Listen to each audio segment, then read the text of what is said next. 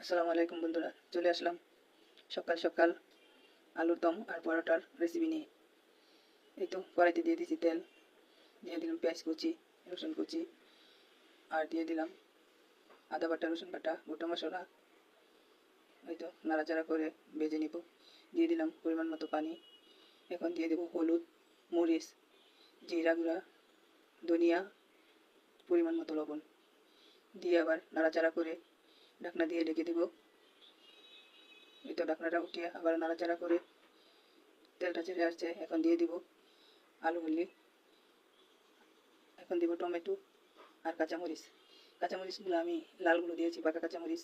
একটু ঢাকনা দিয়ে ঢেকে দিলাম। এবার নাড়াচাড়া করে আবারও ঢাকনা দিয়ে ঢেকে দেবো পানি দিয়ে। আবারও চলে আসলাম। এই তো নাড়াচাড়া করে দেখে নিব আলুগুলো সিদ্ধ হয়েছে কিনা।